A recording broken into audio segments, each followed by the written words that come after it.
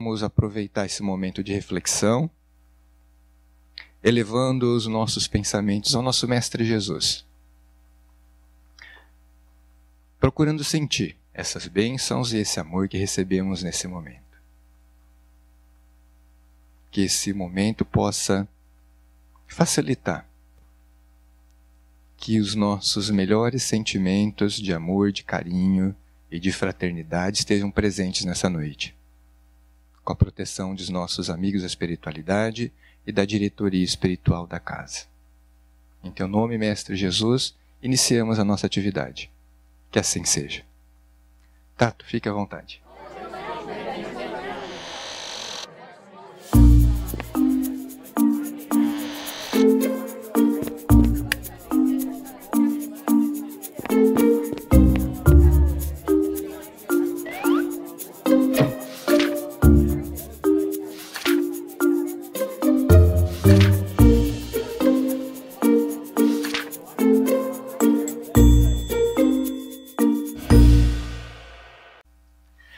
Boa noite a todos.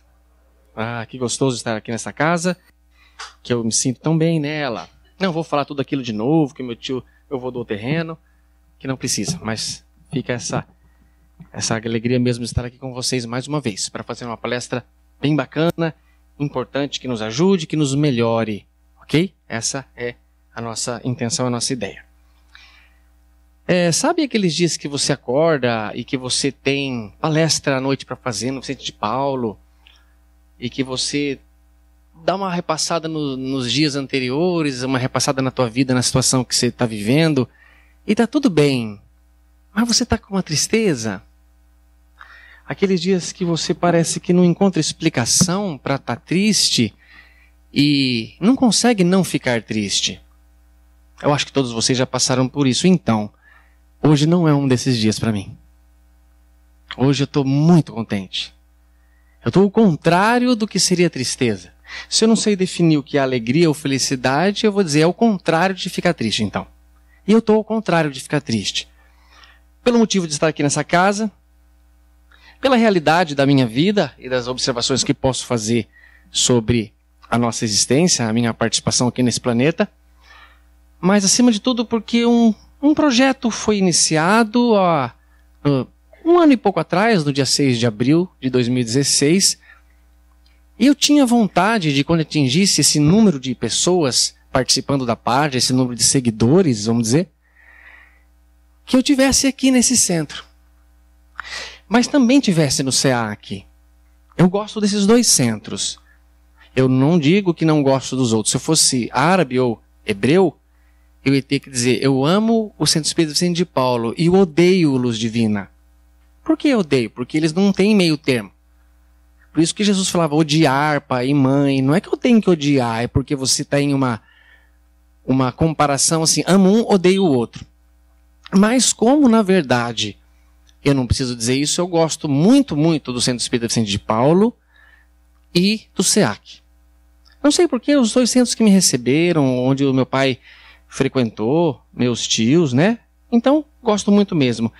E tinha essa vontade que nessa página que nós criamos, onde a Thaís está aqui transmitindo, Tato Sabe, Espiritismo, Ciência e Filosofia, que foi criada no dia 6 de abril de 2016, atingiu 100 mil seguidores. É um número muito grande, muito expressivo, por ser uma página de uma pessoa, assim, não é de um centro todo, de uma organização, e por falar do que a gente fala. A gente fala de espiritismo lá. Um pouco de ciência, um pouco de filosofia, mas basicamente é espiritismo, religião. E isso é incomum. Porque eu até na segunda-feira, eu vi o quanto que o SEAC, eu fiz palestra lá, estava com pouca gente, por causa do carnaval. Ou seja, o carnaval abalou os frequentadores do SEAC. Se abalasse o morro lá, que organiza o ano inteiro, tudo bem. Mas é claro, a gente pensa, tem pessoas que foram viajar, recebendo visitas em casa, então tudo bem. Mas então comemoro com vocês, da madrugada dessa noite para hoje, esse número que nós atingimos, 100 mil seguidores. E é feliz para mim por quê? Porque Deus atende o pedido. Eu fiz uma palestra hoje à tarde no SEAC e hoje aqui no Vicente de Paulo. Ou seja, no dia em que se atingiu esse número, os 2 centros que eu mais gosto, posso dizer assim, e as pessoas que frequentam os outros vão poder ver. Chico Xavier também é um centro maravilhoso. Não vão se magoar, tenho certeza. Mas o que eu quero dizer, que gostoso poder você perceber que você se integra com o movimento cósmico. Quando o seu desejo é realizado, e cuidado com os desejos que vocês têm, porque vocês influenciam e isso muda a história. Então, com um sentido de gratidão a todos que participam, com o sentido de todos aqueles que estão querendo buscar algo melhor, eu escrevi essa palestra. E essa palestra visa fortalecer aquilo que a gente acha que é certo, não tentar apedrejar o que a gente acha que está errado. Se vocês verem um dia alguém maltratando um animal, por exemplo, não precisa maltratar a pessoa, ajuda o animal, leva ele para casa. Se você vê alguém fazendo alguma coisa errada contra uma criança, então ajuda aquela criança. Mas não se envolvam no mal. Fortaleça o bem. E este propósito de criar essa página foi para isso. Oferecer também coisas boas pela internet. Oferecer coisas boas para as pessoas que já buscam isso. E fico muito feliz sempre de ver essa casa cheia. Fico muito feliz de ver as pessoas participando, comentando, se organizando, se conhecendo por causa desse propósito. E de coração, acredito que ficou uma palestra muito bacana, muito boa. Porque enfrentamos dificuldades, sim, no começo, críticas, até de amigos. Você está louco fazer um negócio desse? Pois é, louco, porém feliz. Com um propósito de chegar num lugar gostoso, sem esperar tanta recompensa aqui na Terra. Mas então eu vou dizer a vocês uma coisa. Vocês já notaram que no planeta Terra, ou na sociedade da cidade da gente, na comunidade, tem pessoas que são mais amorosas do que outras? E tem pessoas que são mais bravas? E tem pessoas que são mais ignorantes? E tem pessoas que são mais cultas? Vocês notaram isso? E junto com essa informação eu queria contar com a ajuda de vocês para ver se isso é verdade. Eu quero montar uma escala moral. Vamos usar 2 quesitos. A pessoa que mais demonstrou amor, que mais demonstrou compaixão, paciência, bondade, alegria, inteligência. E eu quero colocar esse como o primeiro da lista, o top. O mais alto nível que se atingiu ou que se foi construído por alguém, no caso o nosso Criador. E eu peço para vocês têm alguma opinião? Quem que eu posso colocar como a criatura que passou pela Terra mais evoluída, mais inteligente, mais amorosa, que fez coisa que ninguém fez, que mostrou uma realidade que ninguém fez? Não vamos contar milagre, vamos contar então sabedoria. Porque Platão definiu justiça, definiu amizade, definiu amor. Aristóteles também. E Jesus também. Compara. A dos 3, quem sabe mais? Quem falou um tipo de vontade que a gente quer atender? Então, vocês têm uma opinião? Quem é? Jesus, também, eu concordo. Coloquei aqui, Jesus em primeiro lugar, está no topo da nossa lista. E eu estou fazendo essa escala para ver se a gente consegue montar uma ordem mais ou menos evoluída entre as pessoas.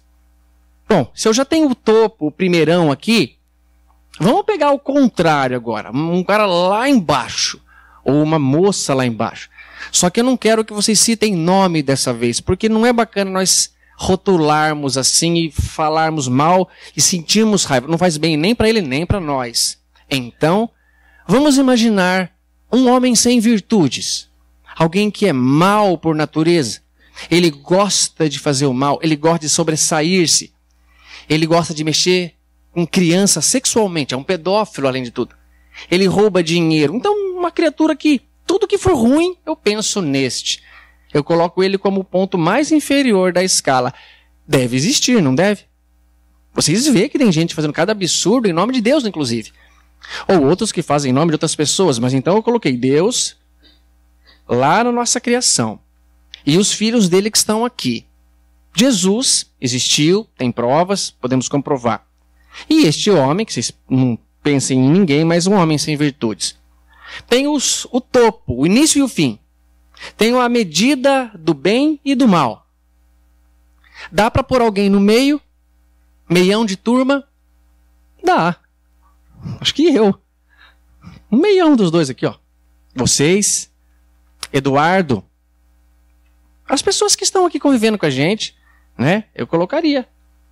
Paulo Lodge, colocaria as pessoas aqui. Por quê? Eu não faço certas coisas que esse homem sem virtudes faz. Eu não consigo maltratar uma criança. Eu não consigo maltratar um idoso. Eu tenho colaborado com a minha sociedade. Eu tenho tentado ser um bom dentista. Eu tenho oferecido alguma coisa honesta. Tenho lá feito as minhas caridades, sim. E na hora que acaba eu falo, Senhor, o senhor viu o que eu fiz? Tudo bem, mas tenho feito. Mas também não sou igual a Jesus, tá louco? Tá longe, meu. Nem contando o milagre eu tô falando. E se contar, então, a coisa desequilibra demais. Então eu já tenho lá ó, o topo da lista, o mais inferior e um meião de turma. Acho que a maioria de nós é meião de turma, né? Pensa numa classe. Tem aquele cara que é muito gênio, tem aquele que vai repetir e o meião. Nós também no bolo. Dá para colocar alguém entre Jesus e nós? Dá, também concordo. Quem? Madre Teresa, perfeito exemplo. Católica maravilhosa. Tem mais um? Gandhi, lindo. Mais? Chico Xavier. Irmã Dulce. Martin Luther King. Vários, dá para colocar. Não são como Jesus ainda. Dá para perceber que não é. Dá para perceber que não consegue ser. Mas também não é mais como nós. Ou nunca foi, se foi criado pronto, não sei. Então tá lá montado, ó, a nossa escalinha. Jesus, homem sem virtudes, nós, Gandhi, Madre Teresa, e tá faltando uma lacuna aqui no meio. Entre nós e o homem sem virtudes, dá para pôr alguém? Dá. Cunhado. Nosso cunhado. Sogra. Tudo bem, vai, coitada, ela nunca participa de nada, né? Às vezes ela tá até mais acima que nós. Vamos montar uma lista. Bom, pessoal, começa a ficar mais difícil agora colocar alguém entre Chico e nós. Mas não precisa mais colocar ninguém. O meu objetivo foi atingido. Dá para perceber que tem gente mais e tem gente menos. Isso é um fato observado. Não dá para questionar que não é. Não dá para falar, é todo mundo igual. Não, não é não. Agora que vem a questão. Por que que tem gente mais e tem gente menos? Da onde vem o conhecimento? Da onde vêm as pessoas que são melhores? Por que são melhores? Por que são piores? Serão condenadas igualmente? Serão julgadas igualmente? Eu tenho um filho só. Eu acho que tem gente que tem mais. Meu pai tem mais, meu pai tem 2. Minha mãe tem 2. Eu e meu irmão. Tenho plena convicção que se um dia eu, na maldade, fizer uma travessura e der um tapa no rosto do meu irmão, minha mãe vai me repreender. Ou menor ainda, hoje eu não vou fazer isso, mas eu seria repreendido. Mas ela não ia querer cortar a minha mão. Porque o pai quer que o filho se arrependa, eduque, mas que essa mão um dia faça carinho. Faça agrado e amor em alguém. Pode ser até no próprio irmão em arrependimento. Mas eu acho o seguinte, pessoal. Se Deus nos criou prontinho assim, Ele é responsável por tudo que fazemos de errado. Ele é responsável por toda a maldade, todo erro, porque Ele me criou assim. Eu tenho em mim vontade de fazer coisas boas para uma criança, mas há pessoas que têm vontade de ter relações com a criança. E da onde vem essa vontade? Quem pôs lá? Ah, não foi Deus, mas foi o coisa ruim. Mas Deus criou esse coisa ruim também? Permite assim? A mudança é nossa, pessoal. E precisamos melhorar. A doutrina espírita afirma pra gente, é possível ir galgando degrau a degrau. Então, se o nosso próximo passo é ser Madre Teresa, vamos lá. Vamos atrás disso. Vamos buscar essa melhora que depende de nós. Essa corrida da vida. Pra gente sentir uma sensação melhor.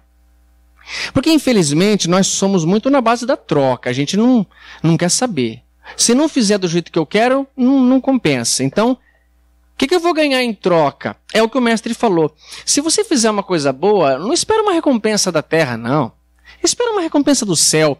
Nem do céu é bom esperar recompensa, porque Immanuel Kant falou, a atitude moral é aquela que você faz desinteressado. Se você tiver algum interesse, não é mais essa atitude moral, e sim amoral. Então, se eu tenho atitudes morais, eu tenho que fazer desinteressado. Mas por que o mestre pede que eu faça não esperando da terra, mas esperando do céu? Porque ele sabe que eu vou querer esperar alguma coisa. Então, pelo menos dê um passo e espere do céu.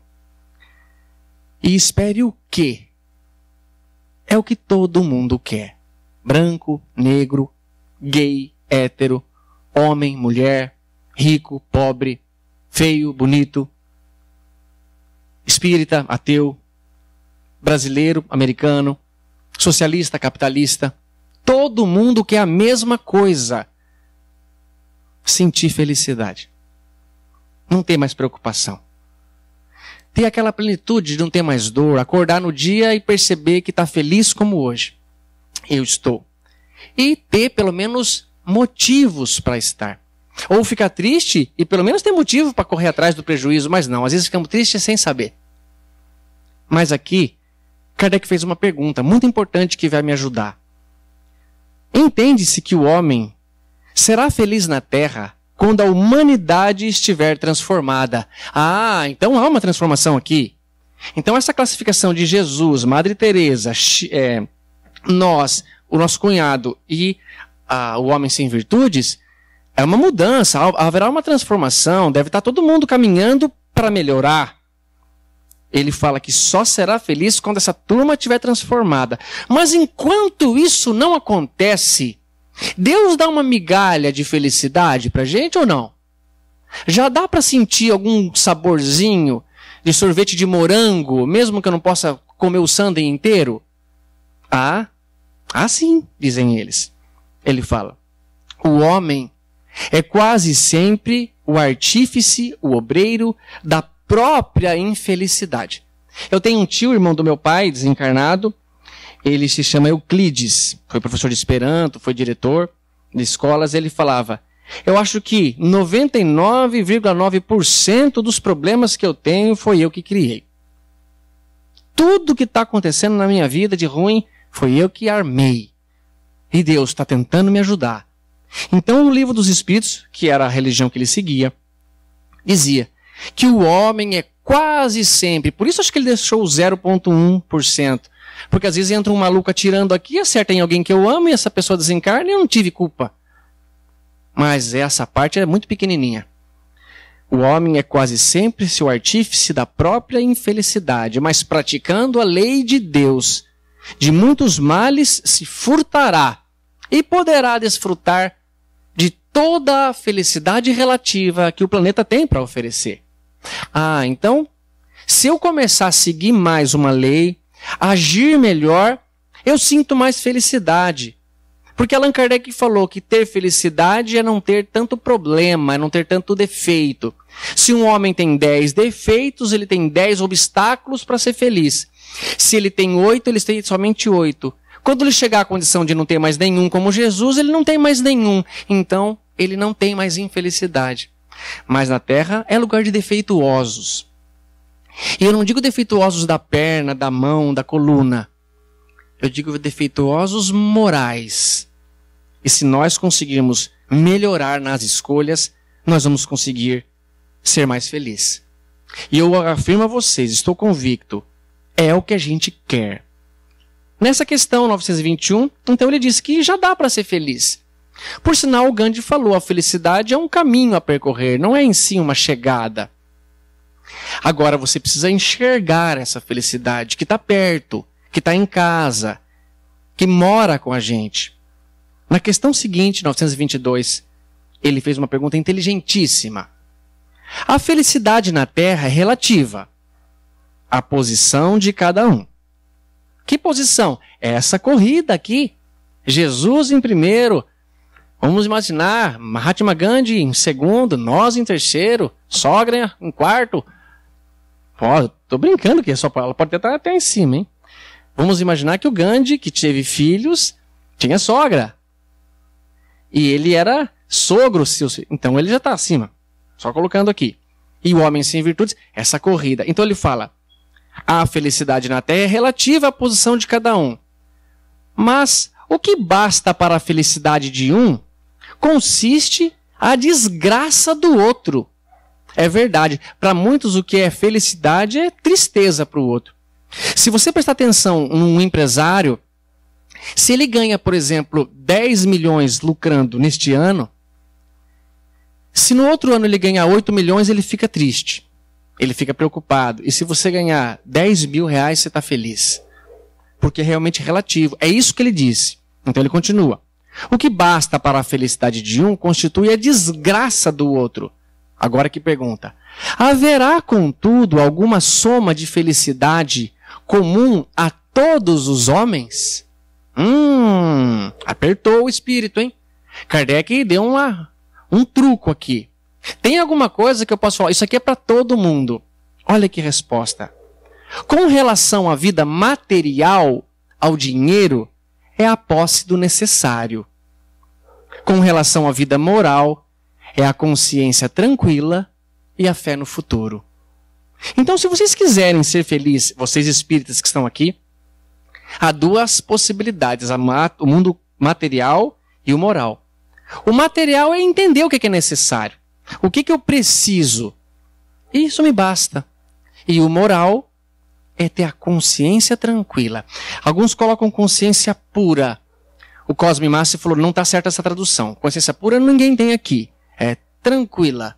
Aquela, eu sei que eu não fiz muita coisa boa, mas estou tentando melhorar. E a fé no futuro. Aqui me lembra uma história que eu contei para minha mãe, ela achou interessante, falou, pode contar na palestra. Quando fala assim, com relação à vida material, é a posse do necessário. E para cada um depende. Olha que história interessante. O filho de um homem rico, pensa num homem rico. Mais rico. Um pouquinho mais do que isso. Esse, tá bom. É um sheik árabe. O filho de um sheik foi estudar fora do país dele numa universidade. Passado alguns dias de estudo do curso, ele escreve uma carta para o pai dele. Eu não vou ler a carta em árabe porque vocês talvez não entendam, né? Mas ele falou assim, papai, eu estou constrangido de ir na escola. Por quê? E ele ia na carta, não tinha diálogo, estava escrevendo. Porque eu estou chegando na escola com a minha Ferrari de ouro. E os meus colegas, em sua maioria, chegam de ônibus. Isso está me encabulando e eu acho que isso não está certo. Escreva ao Senhor, papai, para que tome uma providência. Passou uma semana, a carta voltou. E o pai dele respondeu assim, filho, babai concorda com você. Não está certo isso. Você chegar na escola com uma Ferrari de ouro e os seus amigos de ônibus. Por isso, verifique em sua conta. Papai depositou $1 bilhão. Compre um ônibus de ouro para você também. É o modo como ele enxergava a vida. Cada um enxerga como é. Mas se um dia esse papai sheik perdeu dinheiro, coitado. Ele exigiu demais para ser feliz. Eu sei de uma milionária, não vou dizer o nome dela, mas que todo sábado ela tem que estar no iate dela, que custa acho que 10 milhões, e um certo garçom serviu uma garrafa de champanhe que custa 15 mil reais. Se não acontecer aquilo, ela vai ficar mal-humorada o fim de semana. Segundo um filósofo, puxa vida, o nome dele passou. Ele disse, se você colocar esse limite tão alto para a tua felicidade, cada vez mais fica difícil de atingir. Epicuro. Obrigado, sopraram. Epicuro de Samos. Se você colocar, diz Epicuro, o bastão tão alto assim, fica muito difícil de você conseguir manter. E é importante que você tenha uma vida mais simples na questão quesito posse do necessário. E já foi se verificado, quando o homem atinge um nível mais alto do que ele pode ou precisa para viver, ele começa a fazer bobagem. Pensa bem, se está faltando dinheiro para uma família, a primeira coisa que ele vai comprar quando entra alguma coisa é arroz, feijão, óleo, batata, sal e açúcar. Se sobrar um pouquinho mais de dinheiro, aí ele compra um suco. Um remédio, talvez entra na primeira leva. Se começa a sobrar dinheiro, aí ele compra um Yakult. Se começar a sobrar mais dinheiro, ele marca uma viagenzinha. Se começar a sobrar mais dinheiro, ele quer ir num outro lugar. Se começar a sobrar mais dinheiro, ele começa a fazer bobagem. Verifique qual é o seu necessário e viva feliz com isso. Essa é a mensagem da doutrina. Mas no quesito moral, ter consciência tranquila e paz e fé no futuro. Agora, pessoal, fique bem claro uma coisa. Cada um enxerga o mundo como é a gente mesmo. Se ofenderam vocês de alguma coisa, é porque ele enxerga assim. Há num hospital aqui de Bauru, o qual eu acompanhei um parente, mais ou menos, estava com câncer, e li lá um muralzinho, copiei, é interessante. Ele fala assim, ó, o mundo é a sua cor. Diz, o mundo tem a sua cor. É você quem mede o mundo e o vê como é você. Se você põe óculos de bondade, tudo é belo, positivo. Porque positivo e belo está você. Se você é vingativo, invejoso ou egoísta, vê o mundo desse jeito. Porque desse jeito é você. O modo como você fala, o modo como você pensa, o modo como você vê. Desse modo é você. Você é a medida do seu mundo. Mas que felicidade, quanta alegria e luz, se você fosse a medida de Jesus. Se você passasse aqui na Terra, você entenderia que com o poder que Jesus tinha de curar cego, de fazer, ele poderia ser o homem mais rico do mundo, mais que o sheik. Mas ele não quis.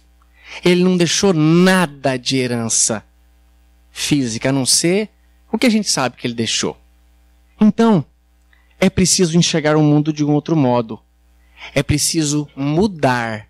Porque eu tenho convicção que vocês aqui, como eu, gostam de dinheiro. Gostam, a gente gosta. De posição social, nossa, status, Deus me livre, vem em mim. Mas pode que um dia não tenhamos mais e nos fará muita falta. Por isso que o mestre falou, é perigoso a prova da riqueza. É a questão 925. Você ser rico está passando por provas muito mais perigosas do que ser pobre, porque você pode mandar alguém calar a boca e ele não tem como responder para você. Porque senão você se demite, você bate nele pelos teus defensores. Mas o dinheiro é perigoso se colocado no lugar errado. Nós somos donos dele e não o contrário. Mas vamos mudar. E é possível, pessoal? Como mudar? É possível se renovar? E aqui eu vou contar 3 exemplos de vida para vocês. E vocês pensem se é possível. O primeiro aconteceu com o Sr. Albert Einstein. Um cientista, hein? Não é nem religioso. Apesar que se naturalizou judeu. E depois ele passou a ser judeu. Ele era alemão. O Einstein queria, como todos os colegas dele, trabalhar na faculdade. Ser professor, como meu irmão é, como meu pai foi. Professor de universidade. Era o status da época. E ele queria. Mas na hora que ele começou a chegar perto da formatura, viu que não dava. Há relatos que ele foi convidado a se retirar da escola. E ele então não consegue ser empregado. Pediu, ofereceu currículo, não consegue. E muitos dos colegas do Einstein conseguiu. Não está estranha essa história? Como que o Einstein não consegue e o outro consegue? Pois é. Ele tinha um papel a cumprir. E aqui que eu acho que nós precisamos ter uma palavra no nosso coração. Aceita. Aceita o que Deus preparou para você. Eu sei que às vezes você é melhor, mais inteligente, mas aparentemente as oportunidades para o outro estão sendo mais favoráveis. Aceita. Porque o Einstein não conseguiu emprego. Só arrumou num lugar que ninguém queria trabalhar. No departamento de patentes em Zurique, para ficar lendo o trabalho de pesquisa dos colegas, dos professores que eram muito mais elevados do que ele, aparentemente. E ele aceita e escreve uma carta para a mãe dele. Mãe, eu arrumei um emprego, mas não é na universidade. É no departamento de patentes. E eu acredito, mãe, que eu nem deveria ter nascido, porque eu desonrei todo o esforço que o papai fez comigo. Então eu peço desculpas, mas é o que eu consegui. Essa carta é verdadeira, ele escreveu para a mãe dele. Só que o Einstein começou a ler tanta coisa que chegava, inclusive ele percebe a pesquisa possível da fissão nuclear para fazer bomba atômica, e ele é contrário, ele luta contra. Ele começa a entender, e o Stephen Hawking, um outro cientista, falou uma coisa importante. Talvez a mente iluminada do Einstein, lendo tantos artigos que passaram pela mão dele, fez com que ele tivesse o lampejo para perceber o MC E é igual a MC ao quadrado, a teoria da relatividade. Porque quando você tem muita informação na tua cabeça de gênio, tem mais chance. E o Stephen Hawking fala, se ele ficasse confinado num laboratório, pesquisando um único assunto, era capaz de a gente não ter essas equações. Olha a frase do Stephen Hawking. O fato do Sr. Albert Einstein ter trabalhado no departamento de patentes em Zurique, na Suíça, possa ter contribuído para que ele chegasse a tão brilhantes conclusões científicas. Sua mente inquestionavelmente superior, associado à leitura de tantos artigos, foram responsáveis pelas maiores conclusões científicas da história. Ele teve muito conhecimento, uma mente brilhante, e ele falou uma frase muito importante, que eu vou deixar para daqui a pouco. Essa é a história de um dos que eu queria dizer, mas há um outro, que por sinal é esse que está pintado ali do lado. Ó. Vamos todo mundo olhar para ele? Vocês sabem quem é, né? É o Kardec. Allan Kardec, Hippolyte Léon Denisard Rivaio, nasceu como católico. Mas num determinado momento se depara com uma tal de mesa que batia os pés e começou a impressionar toda a França, toda a Europa, Estados Unidos. Era uma festa comum. Você chegava naquele lugar, a mesa respondia perguntas. E Dr. Hippolyte Léon, que já tinha mais de 20 livros escritos como Hippolyte Léon, como um pedagogo. O primeiro livro é antes dos 20 anos de idade, que ele lançou. Foi por 5 décadas modelo de educação em toda a Europa. Olha que coisa impressionante que era esse homem. Só que ele começa a ouvir a história das mesas e começa a achar estranho, como é que pode? E um amigo dele, chamado Fortier, falou, Hippolyte, eu estive lá na mesa. E eu vi ela responder perguntas. Perguntas lógicas, feitas ali na hora, e ela respondeu. Ele falou, eu vou acreditar no dia que provar que mesas têm nervos. Cérebros e nervos para pensar. Ele falou, vai lá, Hippolyte, e faça as suas perguntas. E ele falou, tá bom. Se eu puder fazer as minhas perguntas, eu vou. E foi. Pegou, escreveu 10 perguntas na casa dele, guardou o papel, vamos lá, sozinho, hein, ele tava. Foi lá. Chegou na casa da dona Plaine Maison, Rua Batelier, uma terça-feira, às 20 horas. E não falou nada. Ele começou a analisar a mesa e ele perguntou para a senhora Plaine Maison, alguém vai mexer nesta mesa depois de mim? Não, senhor. Eu posso ficar perto? Pode sim, senhor. Eu vou conseguir enxergar? Nós vamos diminuir um pouco a luz, mas vai dar para ver. Bem, beleza. Ele chega lá e fica perto, fica olhando. Faz a oração e de repente a mesa começa. Letra A, uma batida. Letra B, 2 batidas. Letra C, 3 batidas. Olha o trabalho que dava. Mas ele vai lá e ela começa a responder. De repente, depois de um tempo, ela escreveu 10 questões, ou respondeu 10 perguntas, ou respondeu um tanto de perguntas, e a senhora Plaine Maison, com muita prática, já ia anotando, perguntou a ela, o que são essas informações? Essa parte é muito legal. São as perguntas que o professor Rivaio fez. As perguntas estão no bolso do professor. Professor, o senhor trouxe? Trouxe. Pois é, pessoal. Aqui vamos ficar claro. Se você é cético, você tem que explicar o que está acontecendo. Se você é orgulhoso, continua orgulhoso, fala, ó pra vocês. E aí, tranquilo. O Kardec era cético, mas não era orgulhoso. Ele fala assim, como vocês sabiam das perguntas que eu tinha? Nós estávamos lá com o Senhor quando o Senhor as escreveu. Quando você fala nós, você se refere a quem? Aos espíritos dos homens que viveram na terra. Está explicado. Não é adivinhação. Eu estava lá, eu vi. Por cima do teu ombro, olha, ele perguntou o que é Deus. Eu vi. E ela obteve a resposta. Kardec volta para casa abalado, convencido. E renova-se. E muda. E ele leu um texto do Agenor de Gasparim, um conde estadista, cientista. Ele fala, eu vi as mesas respondendo, se movimentando, respondendo perguntas inteligentes. E a última palavra que ele põe no texto é aceitai. Não tem outro jeito. Aceita, porque não tem como explicar. Kardec teve contato com toda a doutrina, como Einstein. Ele pegou cada pergunta que ele mandava para vários lugares, a mesma pergunta, e não informava entre os centros espíritas, obtinha como resposta respostas idênticas.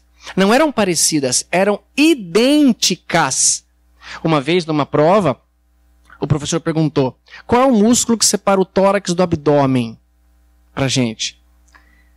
E tinha 3... eu nunca colei, os meus amigos colavam muito. E aí estava lá e falou, qual é o músculo? Ninguém sabia. É o diafragma. Aí um deles falou, era de alguma coisa. Diadema. Aí, que? Diadema. Ai, maravilha, é isso mesmo, diadema. O quê? Bom, não sei nada, vai diadema. Diadema. Aí a gente, eles, quando entregou a prova, o professor chamou, vem cá os 4. Qual é o músculo que separa o tórax do abdômen? É a região de São Paulo ali, é o município? Por que estava? Porque a resposta era idêntica. Ele percebeu que um passou para o outro. Não podia ser resposta de mais de um. É o mesmo que aconteceu com Allan Kardec. Era a mesma resposta. A vírgula no lugar da vírgula, o ponto no lugar do ponto, a palavra por palavra. E muitas vezes, quando ele já percebeu que não precisava mais ficar testando nada, ele pegava e palavra por palavra ele analisou. E o Kardec, então, com essa genialidade dele, de ter com menos, quando ele escreveu a doutrina, mais de 20 livros já publicados como Hippolyte Léon, e ele troca o nome só para não ficar confundindo, ele pronunciou uma frase também, que eu vou guardar para daqui a pouco, e só vou contar a história de mais um. Um menino que nasceu lá em Pedro Leopoldo, jovenzinho, pensa no menino pobre. Nasceu lá e também, bem novinho, começou a ter umas visões e fazer uns trabalhos. Num dia, já mocinho, encontra um espírito chamado Emmanuel, que fala para ele assim, Chico, você quer saber o que está acontecendo com você? É tudo o que eu quis na minha vida. Mas primeiro você precisa escrever 30 livros. Aceita? Aceito. Ele nem perguntou como que escrever, com o que escrever, que dinheiro. Eu aceito. Poxa, eu já estou passando por tanta dificuldade, você vai ter que eu vou ter que escrever 30 livros para responder? Vai ter que escrever. E escreveu. Quando chegou nos 30, ele falou, Chico, lá deram outra incumbência. Vamos escrever mais 30. Vamos chegar em 60? Aceita? Aceito. Escreveram, psicografou, mais 30, 60. Chico, agora sim. Agora eles falaram para escrever mais 40. Vamos chegar a 100. Aceita? Aceito. E ele escreveu mais 40. Toda a doutrina que não é da codificação, que passa pelo Chico, é uma grande extensão da doutrina. É um desdobramento. A obra de André Luiz, a obra de Emmanuel, a obra de Humberto de Campos, os poetas. E o Chico tinha 3 maneiras de psicografar. Ele olhava o texto na frente e copiava. Como alguém coloca uma folha para ele. Olha aqui. Tá, tô vendo. Ele ouvia um ditado, como minha mãe fazia, para saber se eu estava escrevendo certas palavras. Tá. A casa foi invadida. Tá, tô vendo. E também tinha uma maneira que era mecânica, a mão dele ia sozinha. Quando ele ia sozinho, mas ele ia sozinho, então ele não sabe o que escreveu, realmente não sabe. Mas ele tinha que passar limpo, datilografar, apagar aquela folha que ele escreveu para usar de novo. Eu tive em Uberaba e vi lá com o Eurípides, um grande amigo, a quem manda um abraço, filho do Chico. Ele mostrou alguns textos que não foram publicados ainda. E eram textos que é difícil de entender a letra, é muito rápido. Imagina você escrever 7,5 livros por ano. É uma rapidez imensa. Então tinha que passar limpo para entregar para a gráfica. E ele fez isso. Então, não dá para confiar que não passou tudo pela cabeça também do Chico. De ler, de passar limpo, de pensar, de analisar nesses tantos livros. Mais de 450 livros psicografados. E só para fazer curiosidade para vocês. Quando eu fui lá em Uberaba, na casa do Chico, ele mostrou assim, um calhamaço de pessoas, de livros, de folhas assim. Eu falei, nossa, que legal, Eurípides. Ele falou, deixa eu ver se eu tenho mais algumas aqui. Isso, vê lá. Ele virou de costas, eu peguei um bolão. Pus aqui assim. Ele não viu. Acabou, eu preciso ir embora. Então já preciso ir, tchau. Na saída apareceu materializou na minha frente uma criatura. Onde você vai? Era parecido com aquele cara ali, ó. Falei, devolve lá. Eu falei, tá bom, como que o senhor chama? Pode chamar de Kardec. Mentira. Você acha que é verdade? Mentira. Nem peguei, nem vi esse cara. Bom, deixei quieto, fui embora, mas ficou claro. O Chico também teve conhecimento de toda a doutrina em desdobramento. E estudava muito. Agora sim, posso dizer. Você sabe o que esses três pronunciaram sobre a vida? O Einstein, que foi o primeiro, falou: preciso estar disposto a abrir mão do que sou para me tornar o que serei. Eu preciso mudar. Eu precisei aceitar trabalhar no departamento de patentes para poder escrever a teoria da relatividade, o MC². O Kardec falou uma coisa assim. Mesma coisa. Reconhece-se o verdadeiro espírita pela sua transformação moral e pelos esforços que faz para domar suas más inclinações. E o Chico falou: tudo o que o Espiritismo me ensinou é que eu tenho que me renovar sempre. Renovar. Todos eles. Aceita, Chico? Aceito. O Kardec, quando ele tem lá um contato com o Espírito de verdade, ele fala: você vai sofrer. Você vai ser desconfiado. Até os teus mais íntimos vão te trair. Aceita? Ele fala: aceito tudo sem restrição. Eles aceitaram a missão. Aceitaram passar por situações ruins para poder trazer para a gente uma mensagem, para poder trazer para a gente uma doutrina de felicidade. E o Chico também aceitou toda essa situação. Mas vejam que interessante. Onde que eu pus meu papelzinho? Aqui. Quando a gente fala que o Kardec falou de esforço, pessoal, esforço, eu vou ler uma questão do Livro dos Espíritos para vocês, que me choca muito. Sempre que eu a vejo. 909. Poderia sempre o homem, pelos seus esforços, vencer as suas más inclinações? Porque nós temos más inclinações, pessoal. Nós estamos no meião aqui porque foi legal colocar no meio, mas da turma ali para baixo. Temos más inclinações. Poderíamos com os nossos esforços vencer? Olha a resposta. Sim. E frequentemente fazendo esforços muito insignificantes. O que lhe falta é a vontade. Ah, como são poucos dentre vós os que fazem algum esforço. Ninguém esforça para nada. A gente não quer mudar, aparentemente. Não consegue. Agora, para falar de esforço, pessoal, já que é para falar de esforço, olha essa história, que é de uma criatura, aparentemente não é nem um Chico, nem uma Madre Teresa, mas é alguém que se esforçou e fez pelo próprio filho algo grandioso. Onde que estava na página? Vocês já ouviram falar de Thomas Alva Edison, já? Ele inventou o microfone, por sinal vocês estão ouvindo minha voz porque ele inventou. Ele inventou a bateria de carro, ele inventou a embalagem a vácuo, ele inventou a lâmpada. Nós estamos sendo iluminados aqui por causa dele. E houve uma história com esse menino que vocês vão ver o que é esforço. Certo dia, Thomas Alva Edison chegou em casa com um bilhete de sua professora para sua mãe. Ele disse: mamãe, minha professora me deu esse papel para eu entregar apenas para a senhora. A mãe pegou então o bilhete lacrado, abriu e começou a ler em silêncio. Os olhos da mãe lacrimejaram ao vê-la, ao ler a carta, e resolveu então ler em voz alta para seu filho Thomas.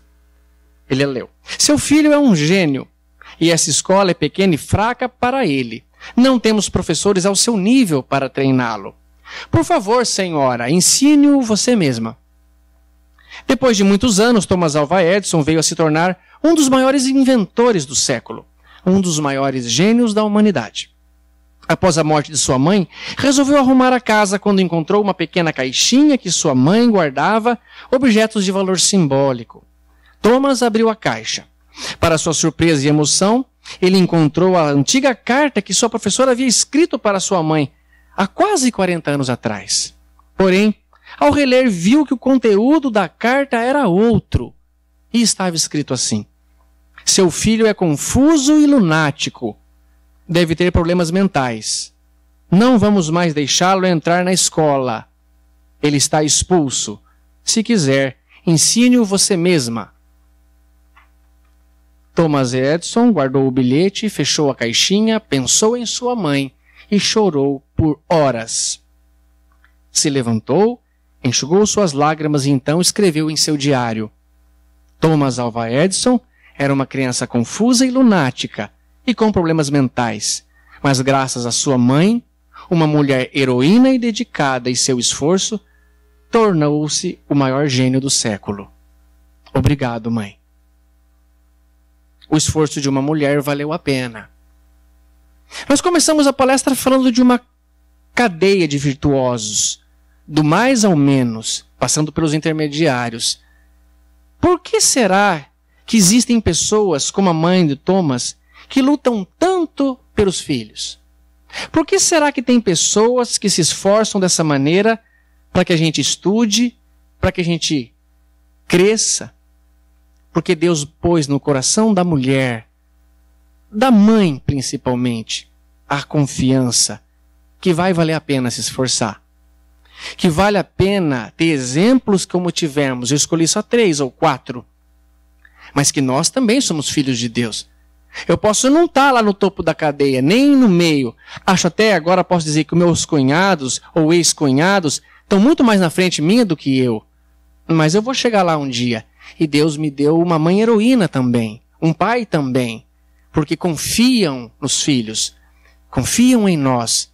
O problema é que nós não estamos confiando em nós mesmos.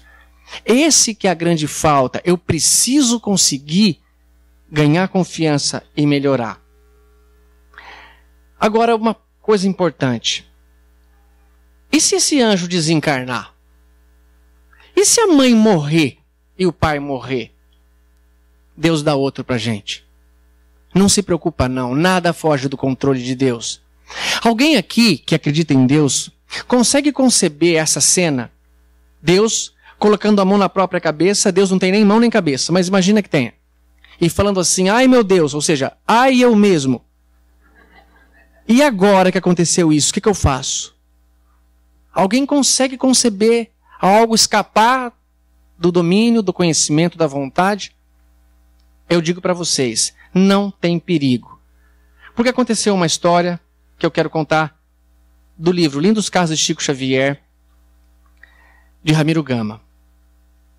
O Chico, quando a mamãe dele morreu, ele tinha 4 para 5 anos.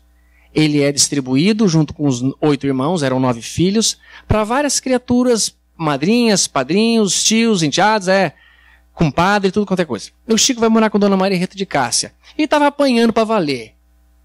Levando varada de marmelo assim no braço. Garfada na barriga. Não é um tipo de educação, isso é um tipo de tortura. E olha esse texto. Chama O Anjo Bom. Para aqueles que estão órfãos de pai ou mãe. Os anjos encarnados não estão mais com a gente. 2 anos de surras incessantes. E antes só vou chamar atenção para uma frase que o Emmanuel falou. Tudo que os olhos da carne pode ver está morto ou vai morrer. Tudo que o meu olho físico vê está morto ou vai morrer. Esse microfone está morto. E este livro? Esse livro está morto também. E o Eduardo? O Eduardo vai morrer. Não é agora. Mas vai demorar. Mas vai morrer. Não tem perigo, Márcio. Eu vou me colocar. E eu? Vou morrer também. Nosso corpo só. Mas é o que o olho da carne pode ver. O espírito ele não pode ver. Então, o corpo vai morrer. Tá certo, Emmanuel. Guardem essa frase no coração e escuta a história. 2 anos de surras incessantes. 2 anos viver o Chico junto da madrinha. numa tarde muito fria, quando entrou em colóquio, em conversa com Dona Maria João de Deus, a mãe dele já em espírito, Chico implorou. Vocês entendem o que significa o verbo implorar? É juntar as mãos, ajoelhar e pedir: por favor, mãe, não faz isso, ou faça isso. Quando um filho implora pra gente, o Rick só olha o que ele quer, eu já faço. Não precisa implorar, ele nunca implorou nada. Nem a coisa que é errada. Chico implorou: mamãe, se a senhora vem nos ver, por que não me retira daqui? O espírito carinhoso afagou-o e perguntou: por que você está tão aflito, filho?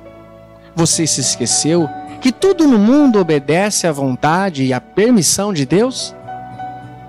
Mas a senhora sabe que nos faz muita falta, para o papai, para mim, para meus irmãos e minhas irmãs.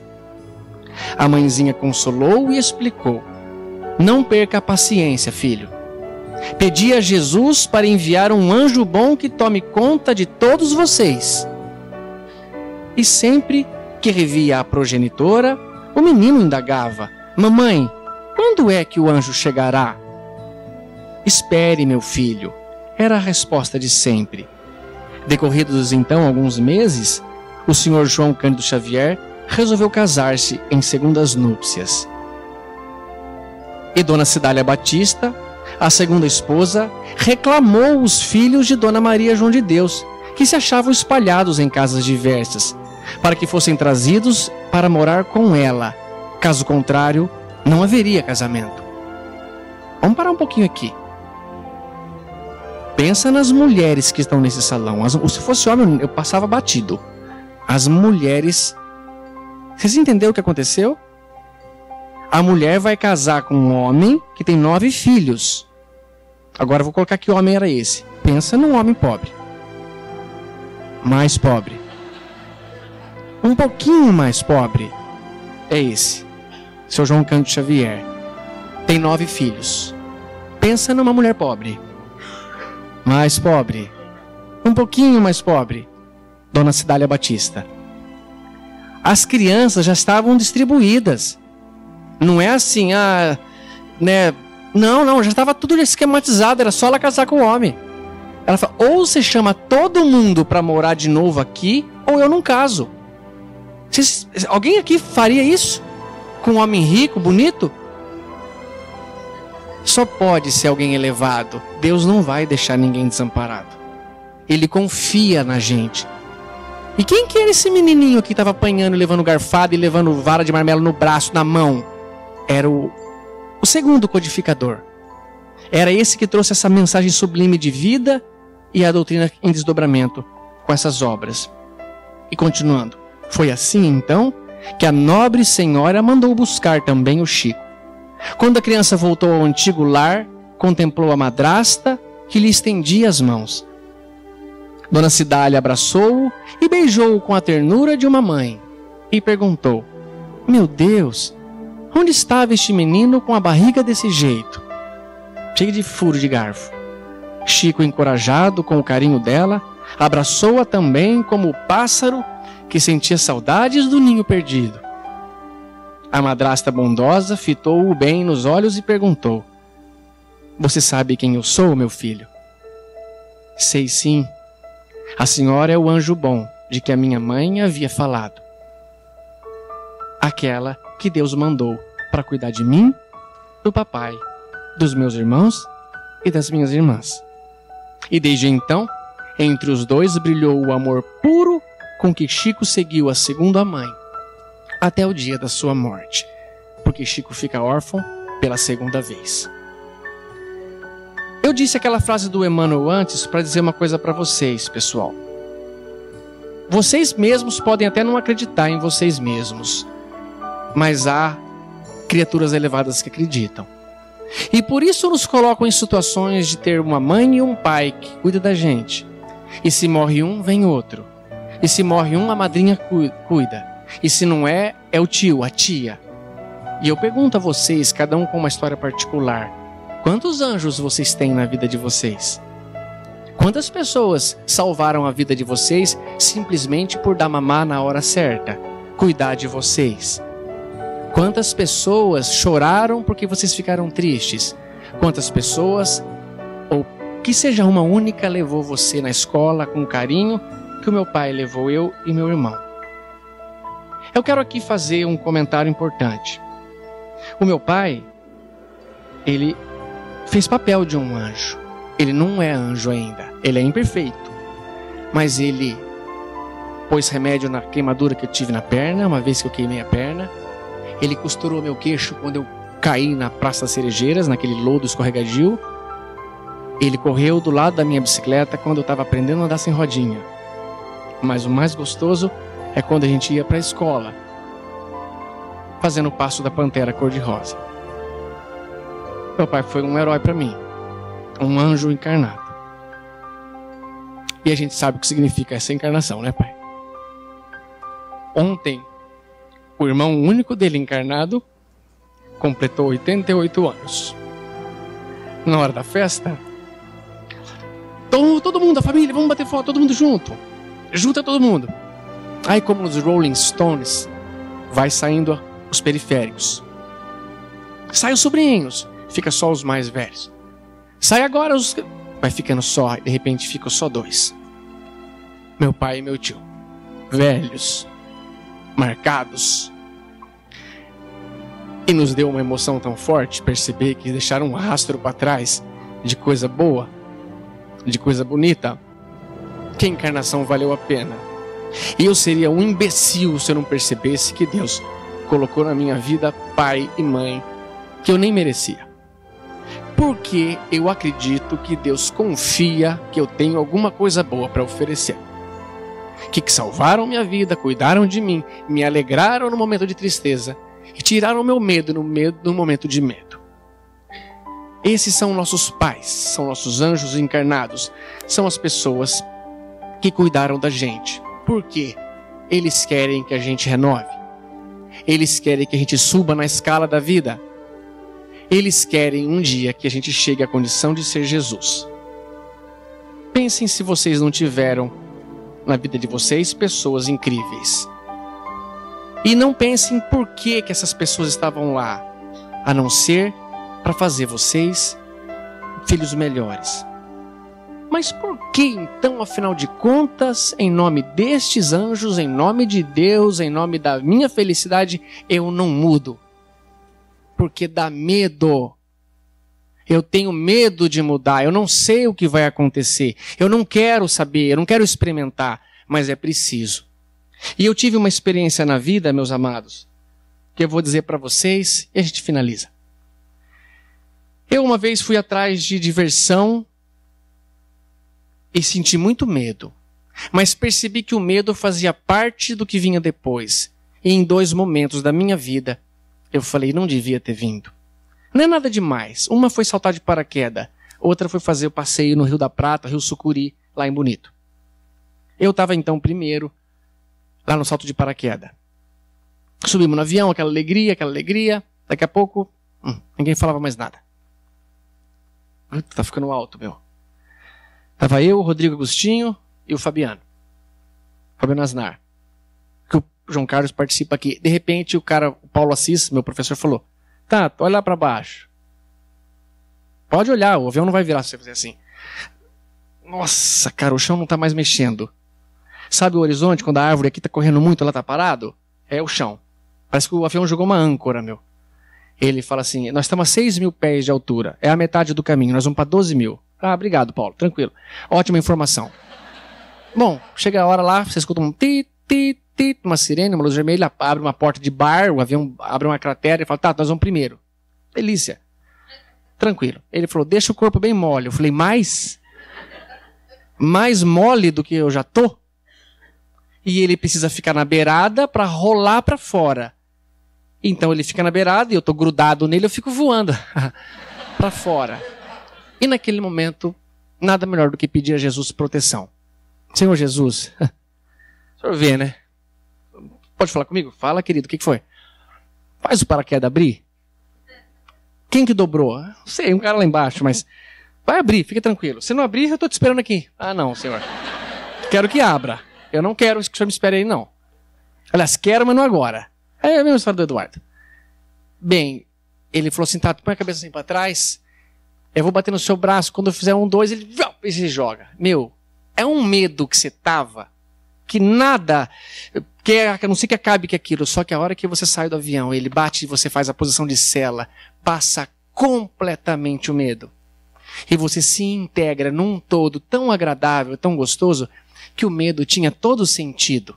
Precisávamos experimentar aquilo para ver que tem um pai por trás, maravilhoso. Porque na hora que ele comanda o paraquedas e abre, Deus surge. Fala, graças a Deus, o paraquedas abriu. E você se integra à natureza e você acaba fazendo parte daquilo. Precisei passar por um medo forte para experimentar uma sensação sublime. E a mesma coisa aconteceu no passeio do Rio Sucuri, lá em Bonito. Nós pegamos uma nascente, uma que flutua, é fundo já. Talvez essa profundidade, vamos flutuando, uma água quentinha, cristalina, e por 40 minutos fazemos um passeio de flutuação. Chega um ponto em que o guia, o chefe ali, ele só pode andar com guia, ele dá um sinal, a gente encosta, ele fala, olha, ou nós descemos, saímos do rio e vamos a pé, por trilha, ou agora nós vamos encontrar com o Rio Sucuri, o Rio da Prata, o Rio Sucuri.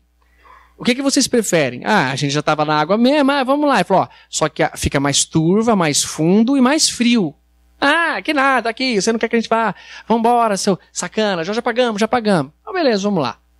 Meu, a hora que, então continua, volta mais que vai, e fizemos uma curvinha, a gente entrou num abismo. É como você vinha em cima de um penhasco e fala, nossa, cara, tá muito fundo isso aqui. Ai, que medo de entrar nesse rio, que medo. E a gente entrou no rio. Água fria, turva. Mas logo que você acostuma, você vê só que é uma coisa maior. É mais bonito ainda. Tem mais vida ainda. Então não há por que ter medo de mudar. E eu percebi que eu estava integrado àquilo. Eu era a natureza era eu fazia parte daquela existência. Agora integrado a ela. E de repente, depois de muitos anos, caiu às minhas mãos um texto que eu vou ler para vocês, do Osho. Dizem que antes de um rio entrar no mar, ele treme de medo.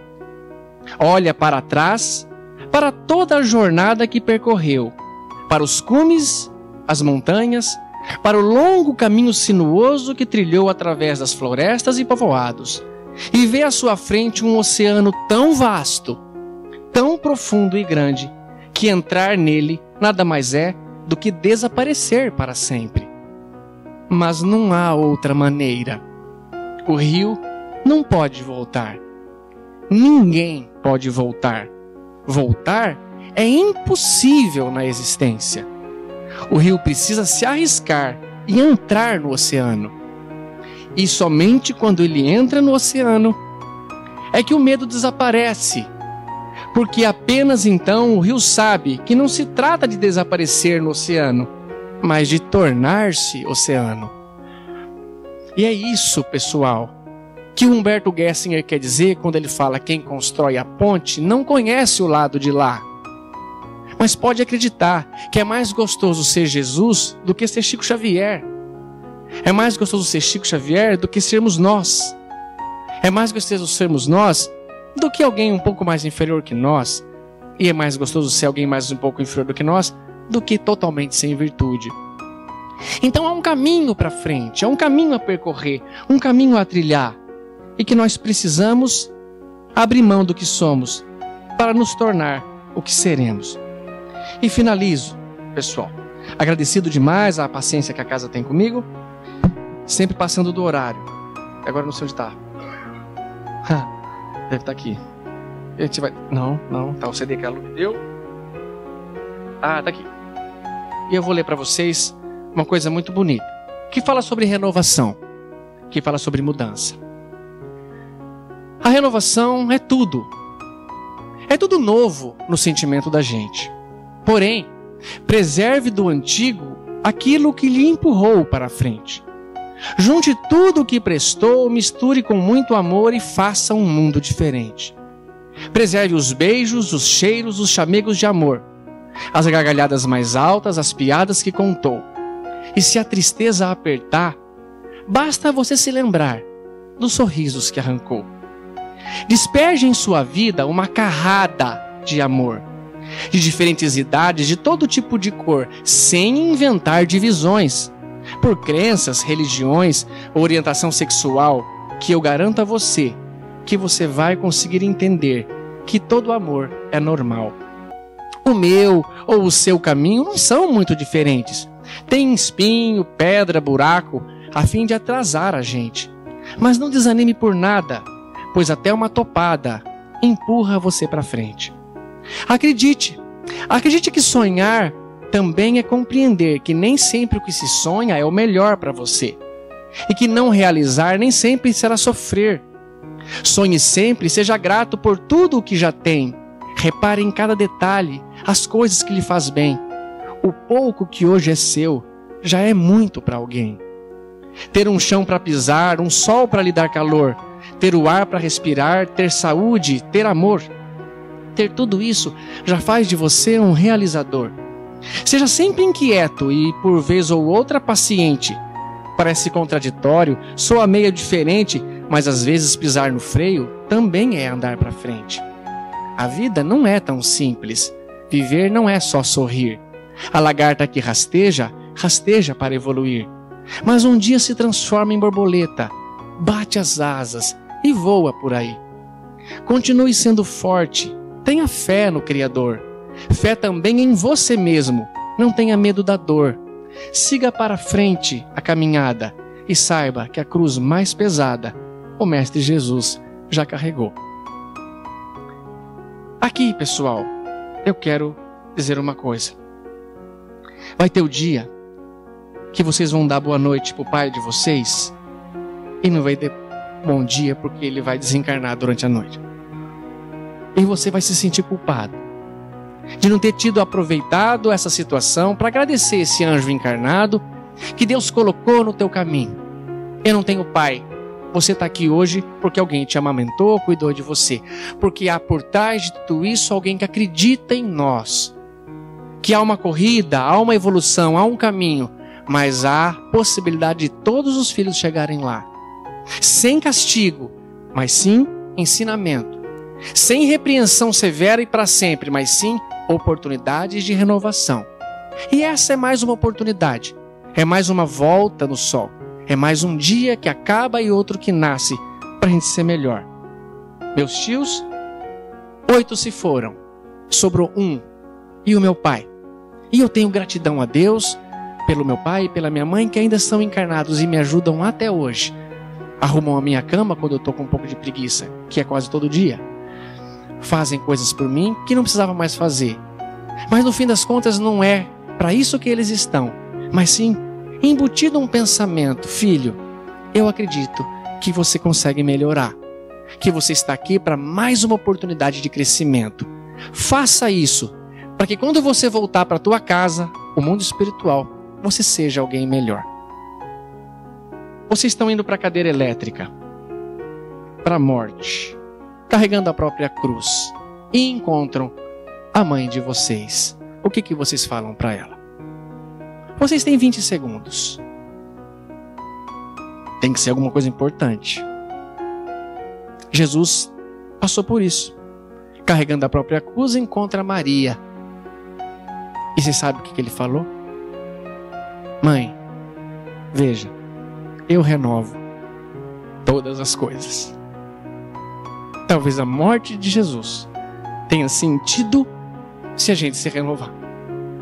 Se a gente hoje ser melhor do que ontem e amanhã um pouquinho melhor do que hoje. Vai para casa. Ama as pessoas que estão lá. Cuida delas. Faça papel de um anjo. Você não consegue ainda ser alguém muito elevado, mas faça o melhor que puder, levando água, o remédio, apoiando o pai ou a mãe ou a avó, o tio, aquele que precisa até o banheiro. Porque daqui a pouco, como Emmanuel diz, tudo que o olho da carne vê está morto ou vai morrer. Mas que quando eles morrerem, você não tenha nenhuma culpa, e sim a confiança que há um pai que nos ama e ofereceu os melhores filhos para cuidar da gente. Meu pai e minha mãe, obrigado por tudo que o Senhor fez por mim e por meu irmão. 2 criaturas abençoadas pelos pais que têm. E como Jesus falou, reconhece as verdadeiras árvores pelos frutos que ela produz. Mas eu acho que nesse caso a árvore é melhor do que eu. Que o Mestre nos abençoe.